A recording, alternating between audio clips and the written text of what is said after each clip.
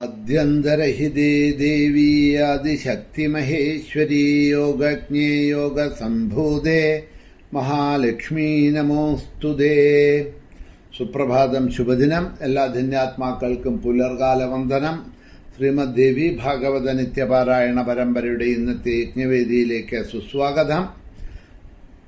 15-ാമത്തെ അധ്യായം ത്രിപുണ്ട്ര ഊർധ്വ പുണ്ട്രങ്ങള ആ ഭസ്മധാരണത്തിൻ്റെ വിധികളെയും മഹാത്മ്യത്തെയും തുടർന്നു കൊണ്ടുപോകുകയാണ് ഈ അധ്യായത്തിലും നാരായണ ഋഷി.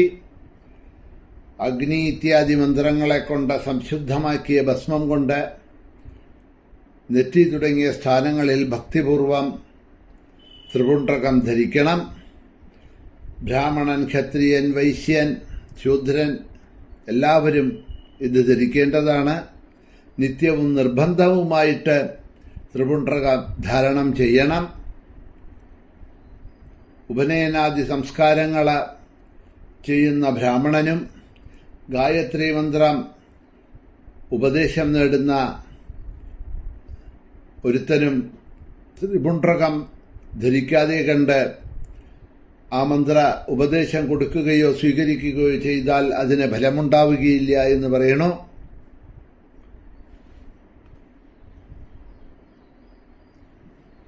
മന്ത്രങ്ങളിൽ വെച്ച് ഏറ്റവും ശ്രേഷ്ഠമായിട്ടുള്ള മന്ത്രവും ആ ഗായത്രി തന്നെയാണ്. ഭസ്മം ധരിക്കാതെ ആരും ഉപദേശിക്കാൻ പാടുള്ളതല്ല. ആ ഉപദേശം സ്വീകരിക്കാനും പാടില്ല എന്ന് പറയാണ്. അഗ്നിയിൽ നിന്നെടുത്ത ഭസ്മം നെറ്റി തുടങ്ങിയ അംഗങ്ങളിൽ ധരിക്കാതിരിക്കുന്നിടത്തോളം കാലം ഗായത്രിയെ ഗ്രഹിക്കാൻ ഒരുവന് സാധിക്കില്ല. അതുകൊണ്ട് പുണ്യപ്രദമായിട്ടുള്ള യാഗയജ്ഞ പൂജാദികൾക്കും ഗായത്രി ജപത്തിനും പ്രദമായിട്ടുള്ള ഹേതുവാണ്, ഭസ്മമാണ് എന്ന് മനസ്സിലാക്കിയാലും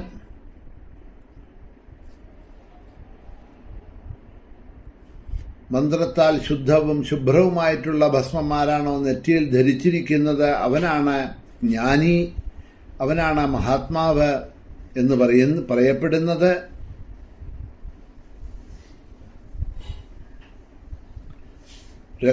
രത്നം മുതലായിട്ടുള്ള അമൂല്യമായിട്ടുള്ള ധനങ്ങൾ സമ്പാദിക്കാൻ എത്രയാണോ ആഗ്രഹിക്കുന്നത് അതുപോലെയായിരിക്കണം ഈ ഭസ്മധാരണത്തിലും ഒരുത്തന് ആഗ്രഹമുണ്ടാവേണ്ടത് എന്ന് പറയുകയാണ്.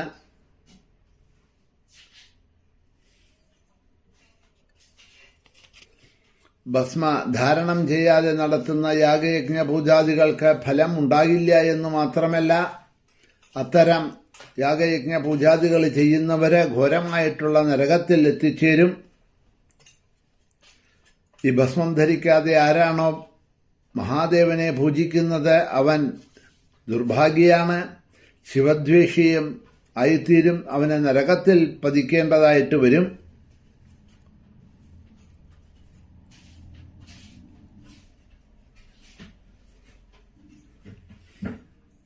അതായത് ഭസ്മധാരണം ചെയ്യാതെ കണ്ട് എന്തൊക്കെ ക്രിയാകർമ്മങ്ങൾ ചെയ്താലും അതിൻ്റെ ഫലങ്ങളെല്ലാം വിപരീതമായിട്ട് ഭവിക്കും.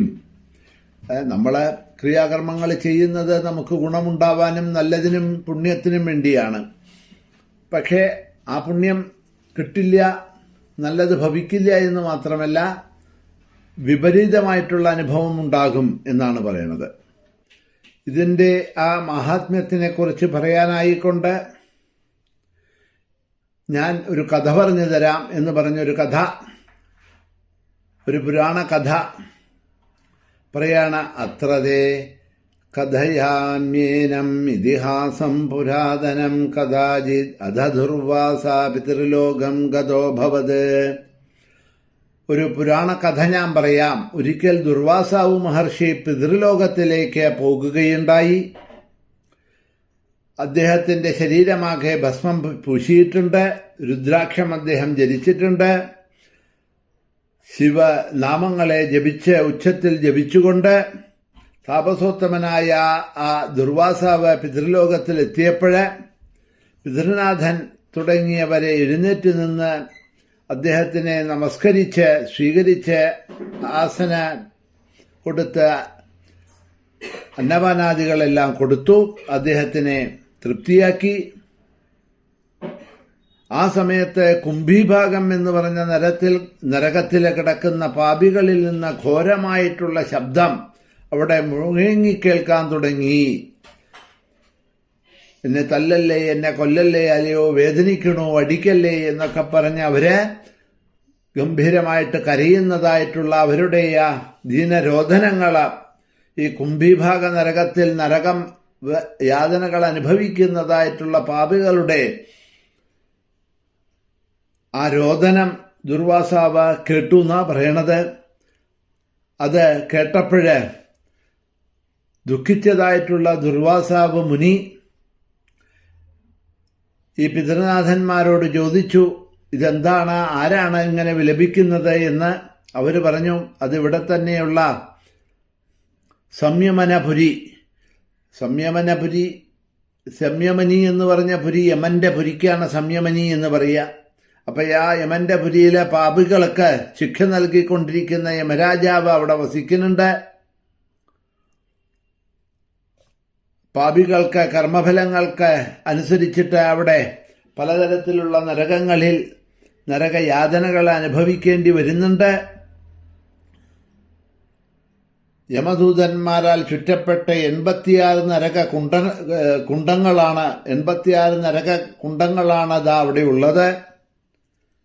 അവയിൽ ഏറ്റവും പ്രധാനപ്പെട്ടതും ഏറ്റവും വലുതുമായിട്ടുള്ള നരകം കുണ്ടമാണ് കുംഭീഭാഗം എന്ന് പറയുന്നത്. അതിൽ വീണുകിടക്കുന്നതായിട്ടുള്ള പാപികളുടെ യാതനകള് 100 വർഷം കൊണ്ടുപോലും വർണ്ണിക്കാൻ കഴിയില്ല. ശിവനെ ആര് ദ്രോഹിക്കുന്നുവോ അവരും ദേവിയെ നിന്ദിക്കുന്നവരും, ആരാണോ വിഷ്ണുവിനെ ദ്രോഹിക്കുന്നതും അവരും ഈ നരകത്തിലാണ് വന്ന് പതിക്കുന്നത്. വേദത്തെ നിന്ദിക്കുന്നവര് സൂര്യനെ, മറ്റുള്ള ദേവതകളെ, മഹാത്മാക്കളെ, ഗുരുവിനെ, മാതാപിതാക്കളെ മുതലായിട്ടുള്ള പൂജിക്കേണ്ട വരെയൊക്കെ നിന്ദിക്കുന്നവരൊക്കെ ഇതാ ഈ നരകത്തിലാണ് വന്നു വീഴുന്നത്. കുംഭീഭാഗം എന്ന നരകത്തിലാണ് വന്നു വീഴുന്നത്.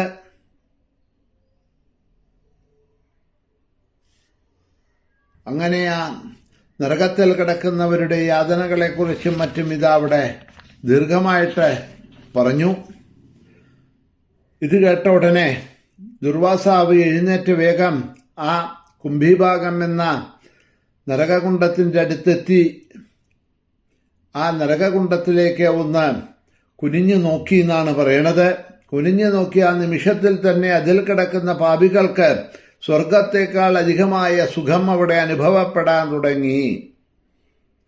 ഈ നരകയാതനകൾ അനുഭവിച്ചുകൊണ്ട് ചിലർക്ക് ചാട്ട കൊണ്ടുള്ള അടി, ചിലർക്ക് കുന്തം കൊണ്ടുള്ള കുത്ത്, ചിലർക്ക് സൂചികളെ കൊണ്ടുള്ള കുത്ത്, മനസ്സിലായോ? ചിലരെ എണ്ണയിലിട്ട് പൊരിക്കുക, ചിലരെ ചൂടുവെക്കുക, ചിലരെ ശൂലത്തിൽ കയറ്റുക, ഇതൊക്കെയാണ് അവിടെ നടന്നുകൊണ്ടിരിക്കുന്നത്. ആ രോദനത്തിലാണ്, ആ വേദനയിലാണ് അവർ കരഞ്ഞുകൊണ്ടിരിക്കുന്നത്. ഇപ്പോ ദുർവാസാവ് അവിടെ ചെന്ന് നോക്കിയ സമയത്ത് അവരുടെ രോദനങ്ങളെല്ലാം മാറി എന്നാണ് പറയണത്. അവരുടെ ആ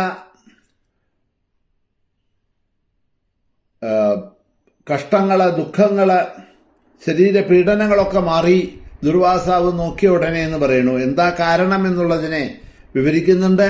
നമുക്ക് നാളെ അതിനെ അവലോകനം ചെയ്യാം. സമയമായതുകൊണ്ട് ഇവിടെ തന്നെ നിർത്തുന്നു. മഹാദേവ്യൈ നമഃ.